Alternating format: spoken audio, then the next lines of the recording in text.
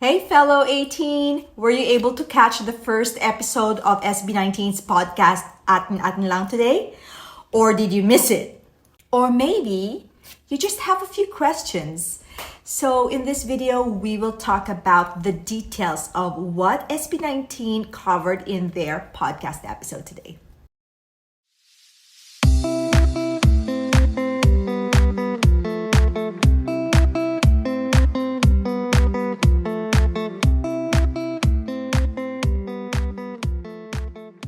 What's up, fellow 18s? This is Myla. Welcome to my YouTube channel. Thank you so much for being here. I appreciate you. So, SB19 released their very first podcast episode. The title of their podcast is Atin Atin Lang, exclusively on Spotify. The title of their first episode was Finding and Losing Relationships. Okay, so we have a lot to cover. We have a lot to talk about, but I promised that I would go through this as fast as I can possibly do. All right, so first off, they talked about the MBTI personality test. So if you listen to the podcast episode today, the first thing that Pablo, Josh, Justin, Stell, and Ken discussed was the results of their MBTI personality test. So if you are not familiar with it, or if you were wondering what the heck they were talking about, they were referring to the MBTI, or short for Myers-Briggs type indicator. It's an online personality assessment tool. If you Google that, MBTI or Myers-Briggs personality test, you will find a number of websites or platforms that are promoting that system. It's being used by a lot of different companies all over the world, like for screening or pre-screening, pre-qualifying their potential employees. It's also good for like you, if you just would like to understand your personality, your traits, and why you are a certain way. It's a robust tool for self-awareness and self-development. So I actually encourage you to try it if you haven't yet. I have tried it before. In fact, there are other variations of this personality assessment tool online. It's one of the most popular and popularly used assessment tools. So that's what they discussed in the first part of the podcast episode, was the questions that they had to answer and what their answers were. Okay, so having said that, if you listen to that episode, and if you remember, Pablo was the first one to share his results, and his result, if I don't remember the exact code that he received, because your results will come in codes. I think he said that he was like some sort of an architect or something, or a visionary architect. I'm not really sure, but there was the architect. So I believe that and this was years ago when I took that assessment test online, I think mine was more of a visionary. Justin was a protagonist, I believe, but mine was a visionary of some sort. So again, it was years ago, but it was really helpful because not only does it help you own your kind of like your superpower, right? Like this is what you're good at, and therefore this might be your downfall as well. This might be because of your personality. This might be your weaknesses. So these are the things you need to watch out for, or these are the things that you need to really own and further hone or further improve, something like that. I would just say it's very impressive. I find it very impressive that the boys are going through this type of personality assessment / development tool. That means that they are constantly working towards improving themselves and better understanding themselves, and not just themselves but also each other, because in the process of sharing, their results with each other, they're also able to understand better, like, ganun ka pala. Oh, so that's how you are. Oh, now that makes sense, right? Because there's also an explanation. Like when you get your results from the MBTI assessment, there's an explanation as to why your tendencies are the way that they are and all that. And so that is very helpful in communicating, helpful in strengthening relationships. I really recommend that you try it if you haven't yet. There are a few things that I would like to direct our focus on for this video. Let me just go through my list, because I listed down the topics that they, or the different subtopics that they touched on, right? So there was the cutting ties with toxic friends. Then they also talked about making new friends. Like, do they see themselves, being able to easily make new friends? Pablo talked about him being a people pleaser quite a few times during the episode. Pablo also talked about the cancel culture, and as a group they also discussed how to develop a healthier way of communicating with each other, especially in the context of friendships and relationships and all that, and handling pressure and staying calm under pressure. That was also very notable to me. Cutting ties with toxic friends. I think Stell posed that question to the group, like, what do you think about this? Do you do it? How do you feel about it? What are your thoughts on it? So all of them, each one of them had something really wise, very profound thing to say about that.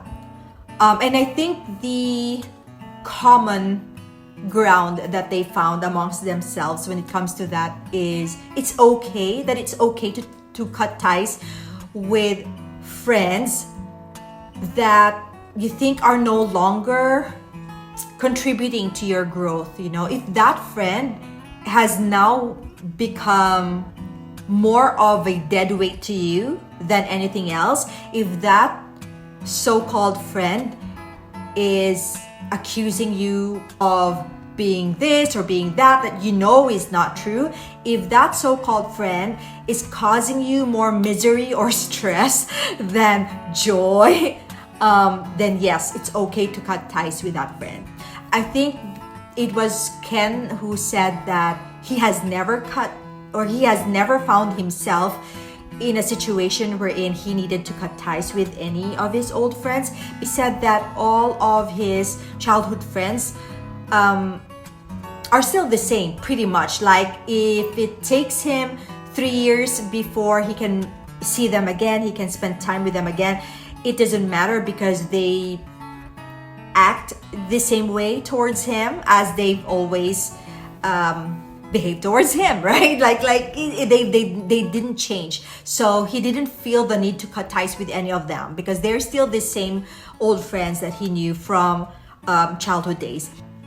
My thoughts on this is, considering where they are now, they are celebrities, they are public figures, so a lot of friends would comment that you changed, or you are ignoring us now just because you are popular now. Now we're like, you're too good for us. It was Stell who really expressed that it's not that I am ignoring you or I have forgotten about you. It's just that I really have a very busy schedule and I could hardly text or message my parents, let alone anybody else for that matter, right?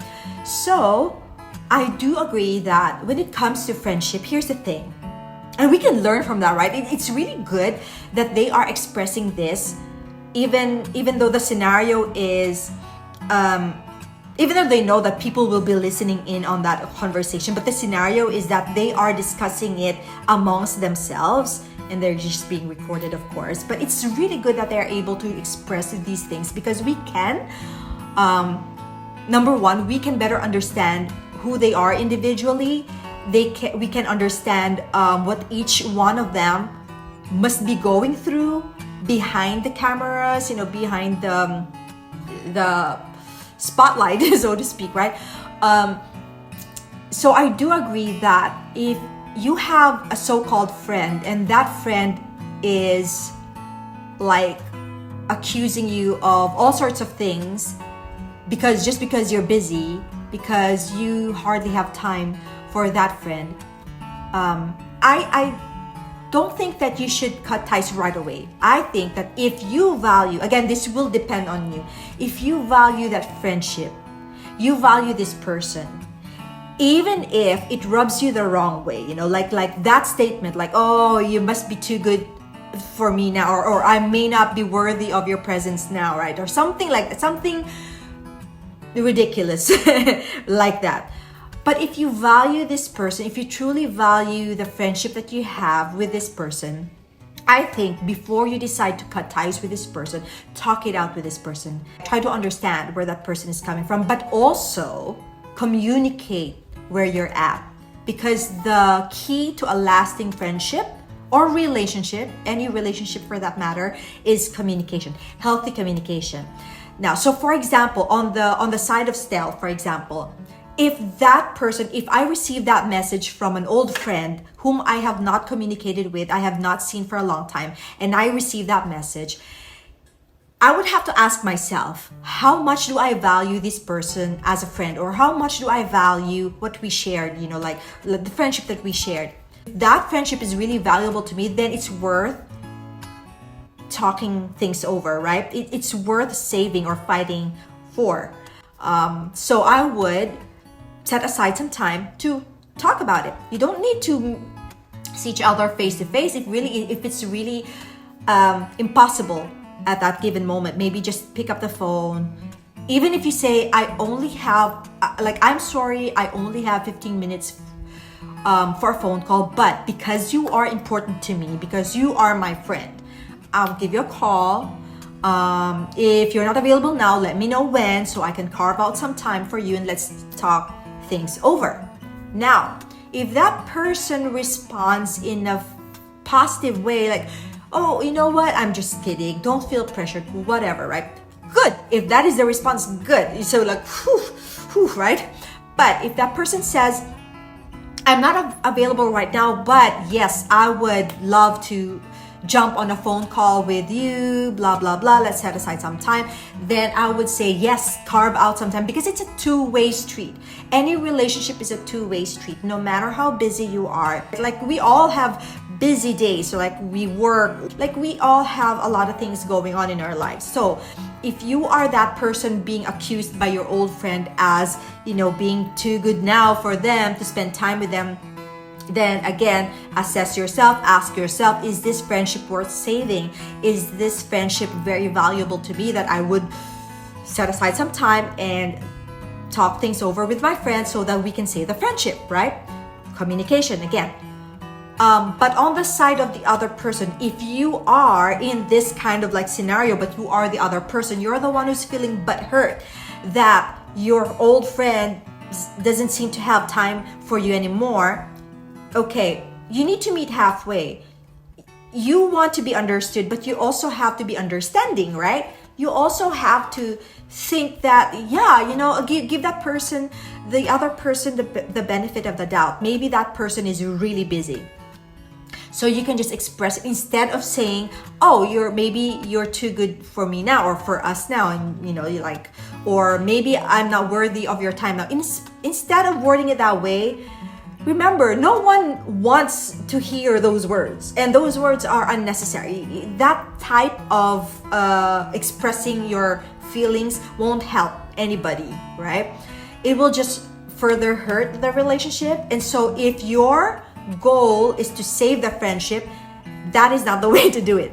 The way to do it is to express the sadness that you're feeling in a healthy way. You can say, Stell, my old friend, I miss you, and I really wish that we could have even 10 minutes to talk on the phone just to catch up. I just miss hearing your voice. Whatever, right? Because here's the thing. You know what's going on in their lives, like especially with their situation. They're a public property now, and yes, it is true that the world pretty much owns them now, like, just, for lack of a better term, like owns in the sense that they are being pulled in many different directions by many different people, sources from all over the world, right? So hello, right? I'm not a public figure, but I'm not a celebrity, but I can relate to that because there are times where I find myself being pulled in so many different directions all at the same time. So you need, if you are a true friend, or I would say that true friendship, genuine, lasting, healthy friendship / relationships require understanding from both parties. Be understanding, but also, and now I'm going to jump on the next one because this they also touched on, assuming the best about the other person is very, very important. So they did mention that, like, I think it was Pablo who said that it helped him to, when he realized that, oh, maybe that's not what the other person meant. Maybe the other person did not intentionally mean to hurt me or anybody in this group. So that's what we call assuming the best about the other person. So circling back to that, cutting ties with friends. So before you decide to cut ties with some of your old friends, cut ties with them if they are really becoming toxic. They are weighing you down. They are not helping you move closer to your goals. They are not contributing to, they're not adding to the joy in your life, or they're not adding any positive energy into your space. And if anything else, they're probably pulling you down or, bringing negative energy. So yeah, you have to decide at some point to cut, whether you want to cut ties with this friend or not. But I'm saying that I'm proposing that you discuss that first, or you talk things through first. And if you think that that person is open to a dialogue, open to a healthy conversation, and open to compromise, actually, right? The beauty and the art of compromise, that is very necessary as well. So if that person is open to, let's meet each other halfway. You're busy, I understand that, but can we agree on maybe once a month, let's catch up. It doesn't have to be face to face, maybe over the phone, or maybe over FaceTime, something like that. So if you can agree to that, then yes, you save the relationship, you save the friendship, and everybody is happy, right? So having said that, what Pablo expressed in the episode about assuming the best about another person, that is also key to not having to cut ties with friends, especially if you really feel bad about it, right? Like, you don't really want to cut ties with anyone in your life, especially if that is a good friend, like you've invested so much into the friendship, like you go, way back, and yeah, you have so many fun memories together. So it's worth saving, but you have to assume the best about that person. You have to assume that that person is probably just sad or missing you and not being able to articulate that feeling, right? But also to the other person, again, if you are in that kind of a scenario yourself, but you are the other person and you're the one accusing your friend about being, mayabang na, being distant, whatever, you also have to assume the best about your friend. You also have, before you jump to conclusion, you have to try to understand, maybe I just need to ask, oh, hey, what's going on with you? Instead of saying, what's going on with you? You're too busy now for me. You're too good now, right? You just say, hey, what's going on with you? I miss you. And I want you to know that I'm still here. I'm your friend. If there's anything you need, I'm here. I'm also always praying for you. Things like that. A good thing that you can do is to make your friend, to remind your friend that you are in the friendship not to get something out of that person. You are not in the friendship. You're not invested in the friendship because you can get something from that person, or you can get something out of that person, right? You are there because you can contribute something into the relationship, and that you are reminding your friend that, hey, I'm willing to give this friendship, and for what it's worth, it's yours, and I'm here, like no hidden agenda. I'm here for you for whatever. Sometimes that's all it takes to just to rekindle, a dying friendship, if you feel like it's dying because, it's long forgotten. But it certainly does not help if you are nagging. Okay, so that's another one. So assuming the best about the other person, and then the art of compromise. Very important. You need to be willing to meet each other halfway. So if that person says, I can only probably meet with you once a month, you have to be okay with that. Please try not to be demanding, because here's the thing, anything forced is not good. And try to not make your like jump to conclusion right away. Oh, just because that person or your friend can only devote one day in a month for your friendship, for your bonding, for nurturing your relationship, does that make him or her a bad person? Certainly not. But that's the best that that person can do at the moment. At least nag-e-effort, di ba? At least she or he is, making some effort. Appreciate that. Always be grateful. Remember, Justin says this all the time. Always look at the positive side of things, or the good in everything. So the good thing is that your friend is still interested in keeping the friendship, in reviving, rekindling. So just be grateful that that person is willing to not let go of the friendship. Again, it boils down to how much do you value that friendship. Do you think that just because that person is not able to spend physical time with you, that person is less of a friend now? And I think a lot of us also would argue that, hey, but in every friendship, every relationship, time is very important. You need to invest time. Yes, I get that. But if you are in a friendship with somebody like Stell or Justin or Josh or Pablo or Ken, they are popular, they are very busy, and they are what you will consider a public figure. So you have to be understanding if you are in a relationship or in a friendship with someone like that.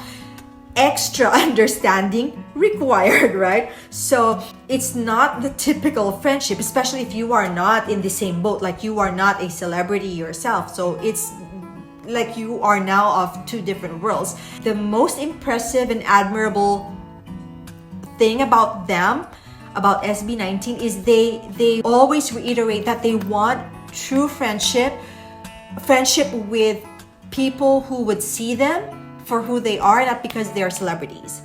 So you have to exercise extra understanding because of the demands of their type of work. So that will require extra, like extra strength type of understanding.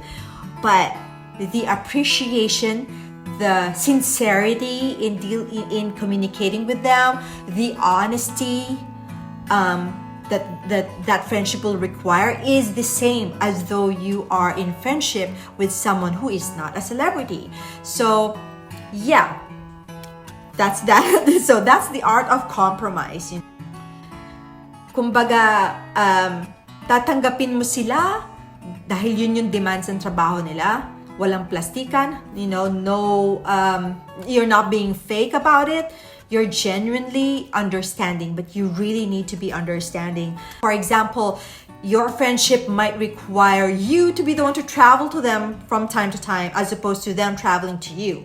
Diba? I mean, maybe some people would say, sila yung may pera eh. They're the ones with the money, so they have to be the one to spend, well, hello. In any relationship and friendship, meron namang laging may sakripisyo, diba? There's always the element of sacrifice. It doesn't have to be, the idea of a sacrifice, it doesn't have to be bad or ugly or negative. It depends on your mindset. If what you are sacrificing is something you're doing out of love, then it's not bad, right? It's just that it's a stretch. Personally, I do not really like to call it a sacrifice. Like, for example, I'm sacrificing a portion of my paycheck regularly so that I can save up money to see my friend who is in the city, or who is very busy, and the only way I can see that friend is to travel halfway across the country, for example, just to spend time with this friend of mine. I personally don't like to use the word or the term sacrifice for that kasi parang may negative connotation lagi pag word na sacrifice. But we always associate the word sacrifice with something negative, as though we're losing something in the process. And when we're losing something in the process, parang it's bad, diba? But I personally would rather use the word stretch. It's just a stretch. Like, okay, medyo magtatabi ako ng portion ng sahod ko. I will set aside, a portion of my paycheck so that I can save up money to see my friend. It's not a sacrifice because I'm doing it out of love, and I'm doing it with joy, with joyful anticipation na makikita rin kami very soon, because pag nakaipon ako, punta na ako sa kanya, because he's not available, he is not his schedule won't allow him to travel to me, and so I would be the one to travel to him. Yun yung investment ko. That's my investment into the friendship. But I will not call it a sacrifice. I would call it a stretch. I'm being stretched beyond my means, like a rubber band. You're being stretched beyond your limit. But it's a good thing because, like with a rubber band, you're stretching it beyond its normal capacity, but it bounces back. So there's nothing bad that's happening. You're just stretching it because, hello, yun yung kailangan mong gawin, diba? You need to stretch for that moment para magawa mo, ma-meet mo yung goal so that you can do what it is that you want to do. So anyway, that's the art of compromise in a healthy relationship or friendship. And then Pablo also talked about people pleasing. My thoughts on people pleasing, the way he expressed it is that sometimes he would, and I think also Justin touched on this too, do things because they don't want to disappoint the audience or the people or that other person, to the point that sometimes they are unhappy with themselves in the end, or that they, again, the word sacrifice something in exchange for that, right? So I think my general thoughts on that, and I'm not gonna talk about this for a long time because I think it's maybe people pleasing is another subject that we can create another video about. But people pleasing is more, to me, more common among people who have who struggle with low self-esteem. So, and it's not a bad thing, it's just something that we need to work on. And I can say that because I've been in that exact same scenario. When you people please, it's like sometimes you don't really express yourself or your thoughts because you would rather say things in agreement with other people. Parang agree ka na lang, no? Para walang gulo or para walang conflict. To avoid conflict, you would just rather say what you think people expect you to say, or what you think people would like to hear from you. Is that, that's what you're gonna say. And it's not healthy to do that because, number one, the reason that we are people pleasing is, number one, we think that people will not accept us or will not like us as much if we are being honest with how we feel and what we think. Ang problem dyan is, the problem with thinking that way is you also are not giving the other person a chance to process that information and make the call, like make a decision. Kasi when we people please, parang we are already concluding na, kasi pag nagsabi ako ng totoo, they will not like me anymore. If I express my true feelings or my true thoughts on the matter, they won't like me anymore. Who are you to say that they won't like you anymore? Or who are you to conclude that that's how they're gonna react? Give them a chance, to hear what you have to say and process it, and then wait. Kasi sometimes, like what Justin said, he admitted to be an overthinker, and we oftentimes we people please because at the same time we also overthink the results or the response from other people. So we just tend to people please because we don't want to face the possibility that they might not respond in a favorable manner, to whatever we said. And we don't want to deal with that. We are afraid of dealing with that. So that's the problem with people pleasing, is that you are not giving the other person a chance to really process what you have to say and make up his own mind or her own mind about it. Number two, the problem with that is you're also not being truthful with how you really feel. And sinabi ni Ken himself said it's not good to bottle up your emotions. So a lot of times when we people please, we are also bottling up our emotions. We're parang tinatago natin yung totoong nararamdaman natin because we would rather them be happy with us than us be, like just express how we feel and, what we think. So that's the two problems with people pleasing. Another thing is that the friendship is not going to be based on honesty. And the key to a lasting friendship is honesty. If you're able to be honest with each other, that means that, through thick and thin, you've seen me at my best, you've seen me at my worst, wala tayong tinatago sa isa't isa, right?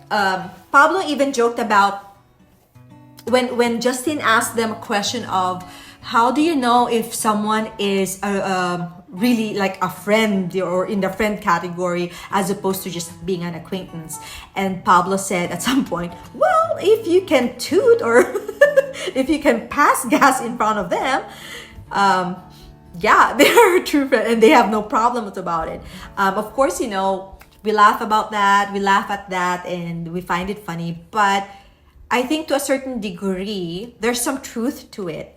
Even if it's not in the context of tooting or passing gas, I think what Pablo was saying is if the other person can see you at your worst and still has no problem with it, can still love you the same way, can still accept you the same way, then that's a real friend, right? Really cool. All right. Cancel culture. Pablo talked about cancel culture. And Stell also, they express that the thing about cancel culture is that we are forgetting that everyone makes mistakes and everyone should be given a chance to learn from his mistakes. So Pablo was saying that the problem with cancel culture is that we are quick, or we are training this new generation to be in the mindset of not making room for mistakes from other people. Like if you make a mistake or if you don't like what that person said, cancel, right? Boycott that person, shun him, never talk to him again. And yeah, so I think it's also a good topic for discussion, for conversation, for another video. But yes, I definitely agree with what Pablo expressed. I'm definitely on his side on that the problem with cancel culture is that we're forgetting that we all make mistakes and everyone deserves to be given a second chance.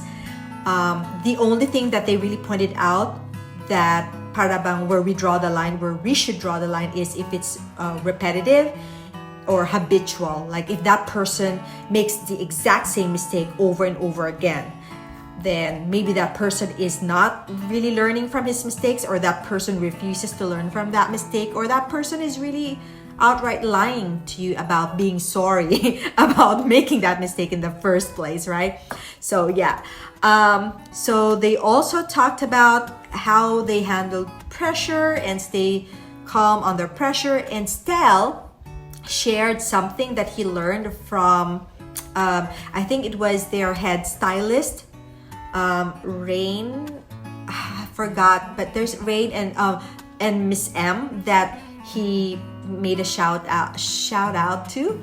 And I looked them up, and they are apparently like their branding / stylist, for SB19. But anyway, Stell shared that he learned from them, from Rain and Miss M, that everything is figure outable, that you do not have to panic if things don't go the way that you think they would or you're hoping they would, because we can always figure things out. My personal take on that is that there is this business coach that I admire, I follow, and at some point I also enrolled in one of her online business courses. Her name is Marie Forleo, and she coined the expression or the phrase, everything is figure outable, which is an expression she learned from her own mom, which means in Tagalog or in Filipino, that means lahat ng bagay ay nagagawan ng paraan. Everything is figure outable, or lahat ng bagay ay nasusolusyonan, right? You can always figure things out, or we can always find a solution to every situation, to every challenge, right? So Stell shared that he just recently learned that mindset from Rain and M. That is really notable as well, that you don't need to panic. You just need to take some time to assess the situation and just really remind yourself that, number one, whatever the challenge is, this too shall pass. Number two, whatever the challenge is, there is a way around this challenge. There is a way around this obstacle. It's around, behind, above, under, whatever it is, whichever direction, there is always a way to overcome the challenge. Sometimes the solution does not present itself in the same day or even in the same hour. Sometimes you need to wait until the next day, or you need to pray about it. You need to pray for wisdom. You can clearly see another way out, another direction to take. So, so that's how they are learning to stay calm under pressure. Justin shared that he does not procrastinate. As much as possible, he tries, or he works hard not to procrastinate on things, because he does not like the feeling of being pressed, having his back pressed against the wall, so to speak, or when you're running, when you're drawing closer to the deadline and the pressure is higher. He does not like that feeling at all, and so therefore he said he's not the type of person to procrastinate because of that very same reason. So just Sindao, he always prepares. He has a backup plan for his backup plan, because of the very reason na ayaw niyang napapressure siya. He does not like being put in a situation wherein he has to find another way, but he doesn't have a lot of time to figure out another way. So medyo mas siya yung he likes to think ahead, right? Pablo shared that I'm not really sure whether he said that he is the opposite, but he said that there are people that he knows who we'll cross the bridge when we get there, right? Like, we'll deal with the problem when we get there. We'll deal with the problem when it becomes a problem. Na meron daw mga ganong tao naman. There are people who would rather deal with the problem once it presents itself, right? Its ugly face. Pero si Justin said that he is the opposite. He would rather prepare for such a thing, right? Stell shared that he's the type who would have a plan A and a plan B, but plan B is kind of like really the last resort. Like, he would have a plan B, but he would, like, by hook or by crook, he would make plan A work. By all means, like, whatever he has to do, whatever it takes, right, to make plan A work. That's the type of person that Stell is, by his own admission. All right, what else? Okay, here's the last thing. The fine line between not passing judgment hastily and simply trusting your gut instincts about someone's negative aura. Stell said that, aminin nyo, admit it, There are times wherein before you're even properly introduced to someone, before you even had a chance to get to know this one person, but like just one glance, by just a mere glance at this person, parang you don't feel good about this person, right? That you don't like this person right away. So he was pretty much asking the group, admit it. You've been there, right? Like you've had that moment, you've experienced that at least one time in your life, right? When you see a person and before you even had a chance to formally meet the person, you kind of like, I don't like this person. Like I'm not even interested in getting to know this person, right? Because you just simply don't like that person. Now, what struck me was that throughout that conversation, that episode, they expressed the pains of being judged, right? But then by the same token, Stell said that sometimes you meet someone that even before you know anything about this person, it's like something is off. Now, some of you might be confused about that. Like, how could they talk about not being judged, right? Or the pains of being judged for their visual, or, being judged but not for who they really are, right? And then at the same time, talk about being that way towards another person. I think the difference here is that Stell was just talking about just that negative aura about someone. Meron naman talagang ganon, di ba? There is really such a thing. Sometimes you feel there's something off about a person, and it's not that you're judging that person, it's just that the negative energy is really strong. And this is very common about empaths, and Stell is clearly an empath. In fact, he talked about the fact that he easily gets emotional, or he feels like he always can feel the pain in other people, and that's what drives him to tears when he sees somebody crying or somebody in pain, especially when he understands what that person is really sad about, and he feels like, oh my gosh, I can really feel the pain, and it drives him to tears too. Stell is an empath, and it is very common. It's a very common trait among empaths to sense people's energy. Like, they can also sense negative energy from another person. So if someone who is just about to approach them is coming off like, whoa, parang ang lakas nung negative energy nitong taong to. So like, his tendency is to distance himself from that person, right? It's not really judgment. It's just really the energy is off, and he can sense that. He's very keen when it comes to that. So yeah, let's not take that negatively about Stell. I think that I was actually really smiling the whole time he shared that, because I think people who are like that, who can sense the negative energy about other people, they are parang yung kanilang instincts, yung intuition nila malakas. They have a very, very strong intuition, and that is a gift. That is a gift. So let's not criticize him for the gift. Let us actually appreciate him that he has that gift.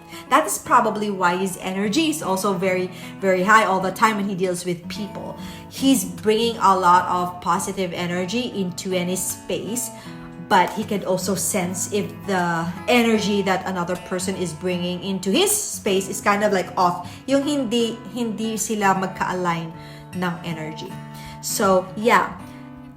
Having said all that, it was really a wonderful privilege to be able to get to know the members of SB19 in this context, in this scenario. Parang we were given the opportunity to kind of like eavesdrop into their intimate conversations, diba? And I really look forward to listening to their second episode. I hope that you enjoyed this, and I hope that you were able to listen to their podcast episode. If not, you can still catch that on Spotify. The title of the podcast is Atin Atin Lang, Atin Atin Lang, Atin Lang, Lang. And yeah, so when you're on Spotify, you click the follow button so you can be alerted when new episodes are out. You can also download the video if you are watching or you're listening to the podcast via your iPhone. You can download the video, save it to your device, or you can download just the audio, save it to your device. Or do both, right? I did both. So yeah, and share it with your friends as well. So it's every Monday, all Mondays of the month, and it's at 7 p.m. Manila time. That will be like 4 a.m. Pacific Standard Time, or 7 a.m. Eastern Standard Time, or 6 a.m. Central Time. All right. So if you have questions, especially if you are a non-Filipino fellow 18, if you have questions, you need some help in maybe better understanding some of what they talk about in the podcast, let me know. I'll do my best to translate some of the things for you, and also drop a comment below if you like this video and you would like to see more of this type of videos in the future here on my channel. Please subscribe as well. Thank you so much, and I'll see you again in the next video. Bye.